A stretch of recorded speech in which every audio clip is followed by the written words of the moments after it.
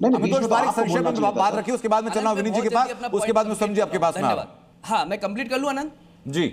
हाँ, ये 2023 का अरशद मदनी का स्टेटमेंट है। मुस्लिम लॉ की मैंने बात नहीं करी। एक एक्स मुस्लिम महिला हुई सैफिया, उसने चैलेंज करा section 58 Indian succession act supreme court में, ये कहते हुए चैलेंज किया कि मेरे को मुस्लिम राइट के अकॉर्डिंग, शरिया के अकॉर्डिंग प्रॉपर्टी राइट्स नहीं मिल रहे और इसलिए मेरा अधिकार होना चाहिए इंडियन सक्सेशन एक्ट के according. That means the women rights are minor and less than the provided in the uniform civil code. Shayara Bano versus union of India and Shahjahan versus the state, इन दोनों के अंदर में कोर्ट ने कहा the Sharia act has no applicability in Indian constitution, but despite of the fact the constitution के ऊपर कुरान को रखना, संविधान के ऊपर में शरिया को रखना। और बंगाल का चित्र हमने देखा था जिस तरह से एक महिला को सबके बीच में मारा गया था। India will run on the constitution, not on the constitution but on the Quran. Congress leader बोलता है कि शरिया आना चाहिए, कुरान आनी चाहिए। पीके बोलती कुरान आनी चाहिए। केरला के अंदर में जिहाद की बात होती है और 74 इंडियन मुस्लिम यूनिफॉर्म की बात नहीं करते। मुझे लगता है चाहे वो स्टेट हो, चाहे राइट्स हो, चाहे पॉलीगैमी हो, चाहे बाइगैमी हो। ठीक है अमितोष, अब मुझे बताइए विनीत सिंह, मुझे बताइए जरा कि जो बड़ा एलिगेशन लग रहा है जहां भी जिस भी स्टेट में यूसीसी लेकर आते हैं,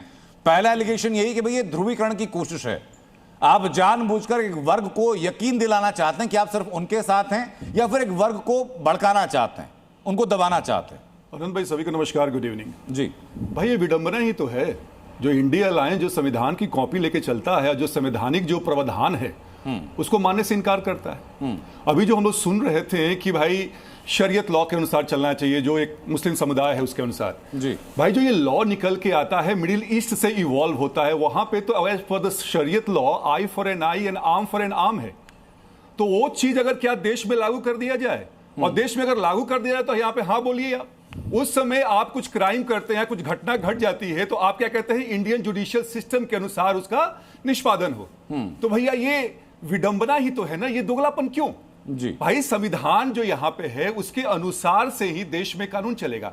और क्या है ना अनंत भाई कि यहां पे कुछ भी काम कीजिए आप, सरकार को केवल पैर खींचने के लिए हर जगह हारते हैं, लेकिन फिर भी यही काम करते हैं। इसमें मुझे कहीं भी कोई गलत चीज नहीं दिखता है। अगर फैमिली यूनियन की बात हो, एलिमनी की बात हो, इनहेरिटेंस की बात हो, सब जगह अगर सम भाव हो, अगर सम रूल हो, तो इसमें किसको क्या परेशानी हो सकती है? कभी आपको काउंटर करेंगे, निवान शर्मा बार-बार पॉइंट आउट कर रहे हैं उन समुदाय। जी 10 सेकंड जी अपनी बात पूरी कीजिए। अनंत भाई 10 सेकंड, हाँ 10 सेकंड। कभी जाके उस समुदाय के महिला से या पुरुष से जिससे भी हो पूछा है कि क्या भाई जो पर्सनल लॉ है उससे आप खुश हैं?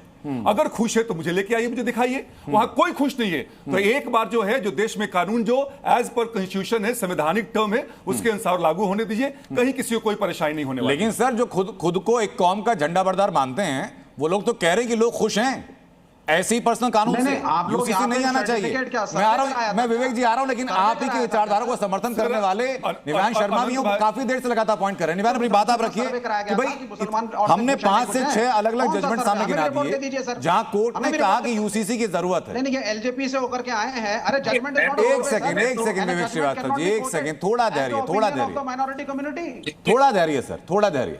देखिए इस मुद्दे पर, यूसीसी के मुद्दे पर हमने पिछले 10 सालों में कितनी डिबेट कर ली आनंद जी, आपने भी करी, हमने भी करी। 100 से ज्यादा डिबेट में तो कम से कम मैं चला गया हूँ इस यूसीसी वाले मुद्दे पर।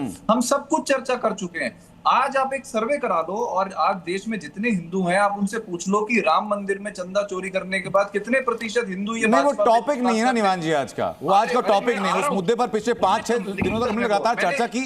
आम आदमी पार्टी के प्रतिनिधि उस चर्चा में मौजूद रहे थे। अनंत जी, मैंने कितना धैर्य से सुना, आप मुझे 1 मिनट तो दीजिए अपनी जी बात जी जी, मैं उसी पे आ रहा हूँ। आज आप सर्वे करा के हिंदुओं से पूछ लीजिए कितने प्रतिशत हिंदू भाजपा पे विश्वास करते हैं, आपको रिजल्ट मिलेगा 0%। आज आप कह रहे हो कि अभी बच्चा पैदा ही नहीं हुआ, अभी इसने बोला ना शहजाद पूनेवाला ने कि अभी बच्चा पैदा ही नहीं हुआ और आप ऐसे इतना ये। हम तो कह रहे हैं ऐसा कौन सा बच्चा है जो 12 साल से पैदा नहीं हो रहा? 12 साल हो गए आपको सत्ता में, 20 से ज्यादा राज्यों में आपकी सरकार है, आपको क्या रोक रहा है इंप्लीमेंट करने से? आपको कुछ नहीं करना, आपको केवल राजनीतिक रोटियां सेकनी है। आपको इंप्लीमेंटेशन में आप जीरो हो। आप स्टेट्स में घोटाला कर रहे हो, आप राम मंदिर में चोरी कर रहे हो, यूसीसी के नाम पे वोट लेना चाह रहे हो।